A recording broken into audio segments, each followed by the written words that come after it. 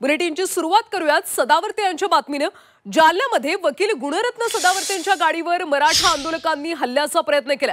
मराठा आंदोलकांना पोलिसांनी ताब्यात घेतले। जालना शहरातल्या नागेवाडी इथे ही घटना घडली। सदावर्ते जालन्यामध्ये धनगर समाजाच्या उपोषणाला भेट देण्यासाठी जात असताना ही घटना घडली।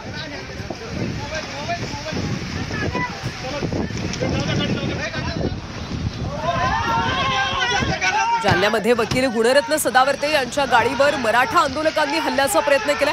दरम्यान या सगळ्या मराठा आंदोलकांना पोलिसांनी ताब्यात घेतले। जालना शहरातल्या नागेवाडी इथे ही घटना घडली।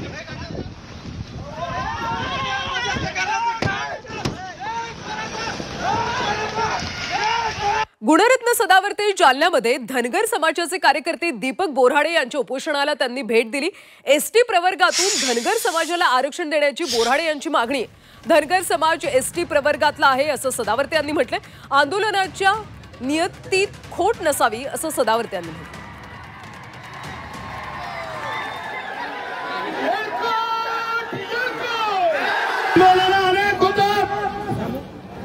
परंतु त्याच आंदोलनाची चर्चा होते बोराडे भाऊ। त्या आंदोलनाच्या नियतीमध्ये आणि नीतीमध्ये कोणती खोट नसते म्हणून तुमचा विजय निश्चित आहे। धमकी की चोट पे एसटी एकदा कायद्याचं बोलत असतो आणि तसाच होत असतं आणि तसा आपण सगळ्यांनी अनुभवलेला आहे।